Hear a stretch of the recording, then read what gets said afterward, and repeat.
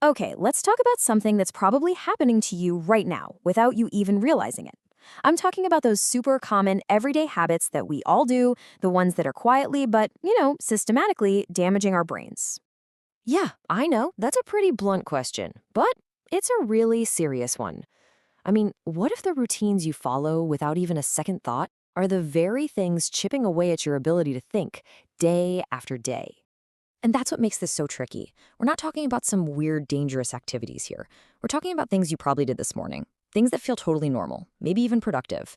But their long term effect? Well, that's a different story. So let's start right at the beginning of the day, because that's where the first problem often starts.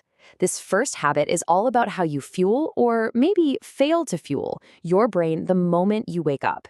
This single choice can literally set the stage for your entire day's mental performance.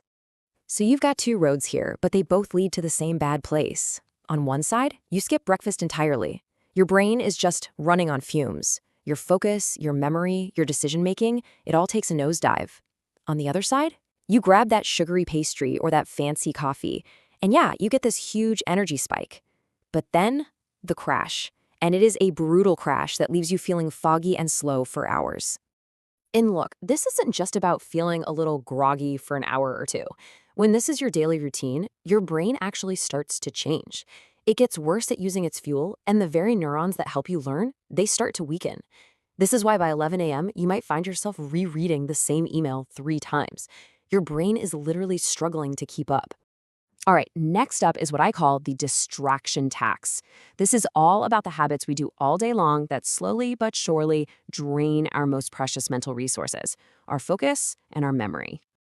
Come on, we all do it, right? You're answering emails during a Zoom call, you're scrolling Instagram while watching a movie. It feels so productive, like we're these masters of efficiency. But the cold, hard truth is, our brains are just not built for it, not at all. Here's the key thing to get. You are not doing two things at once. You're task switching. Your brain is frantically jumping back and forth from one thing to the next. And every single time it jumps, it creates this mental friction, burning up precious energy and pushing your prefrontal cortex into overdrive. The long-term price for this is steep. Your brain actually adapts to this constant chaos. Your attention span shrinks, making deep, focused work feel almost impossible. Your working memory gets weaker, so information just doesn't stick. It's why you can end a day with 20 tabs open on your computer, feeling completely exhausted but having accomplished almost nothing important. Now, for the next habit, which is a sneaky one because it often happens when we think we're just relaxing, passive scrolling. And I'm not talking about connecting with friends here. I'm talking about that mindless, thumb-flicking, zombie-like consumption of an endless feed of shallow content. You see, it's a neurological trap.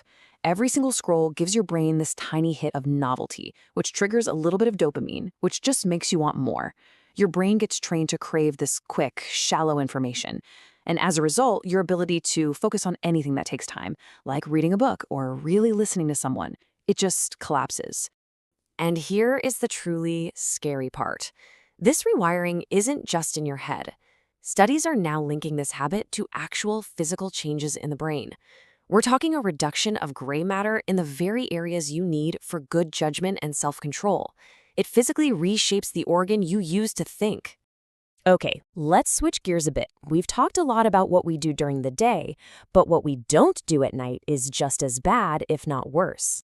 This section is about the habits that create a massive recovery deficit, basically sabotaging your brain's chance to repair and reset itself. 7. Just look at that number, 7.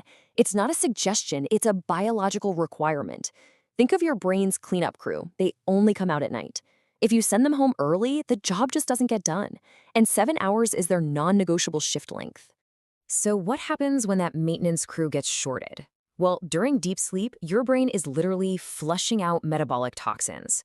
Without enough sleep, that gunk just builds up. Your memories don't get locked in properly. The key parts of your brain for memory and decision-making, the hippocampus and prefrontal cortex, they just become less effective. And this damage, it isn't temporary. It adds up, night after night. Now, here's the really dangerous part. So many people who run on 5 or 6 hours of sleep will tell you, I feel fine. I'm used to it. But the research is crystal clear. They are not fine. Their performance is absolutely impaired. But one of the first things to go when you're sleep deprived is your self-awareness. You literally forget what it feels like to be truly sharp. And that brings us to the final habit that kills our recovery. Living in a state of constant low-grade stress. This is like a perfect storm when you combine it with poor sleep. And let's be clear, scrolling your phone or binge-watching a show is not recovery. Your nervous system is still fired up. When your body is just flooded with the stress hormone cortisol day in and day out, it physically alters your brain. It actually shrinks the hippocampus, your memory center. It damages the neurons you need for good planning. Your brain literally loses its plasticity, its ability to learn and adapt, and you end up stuck in these rigid, reactive ways of thinking. So let's pull all of this together, because these habits, they don't just exist on their own. They feed each other, creating this really powerful downward spiral of cognitive decline that can feel totally impossible to escape. You can really see how it all connects, can't you? A bad breakfast tanks your energy. Then multitasking and scrolling train your brain for distraction all day. Poor sleep means there's zero chance for repair overnight. And then chronic stress just pours gasoline on the whole fire, literally shrinking the parts of your brain that make you sharp, creative, and feel in control. And this is why it's so sinister. It doesn't happen all at once. You don't just wake up one morning and feel dramatically dumber. No, it's a slow fade. You just feel a little more scattered, maybe a little more forgetful, and you just blame it on getting older or being busy. But the damage is real. But here's the most important thing to take away from all of this. Your brain is not a fixed object. It is constantly changing, constantly adapting based on what you do every single day. The power to reverse this damage, to build a stronger, sharper mind, it is 100% in your hands. So the only real question left is, which direction are you going to choose?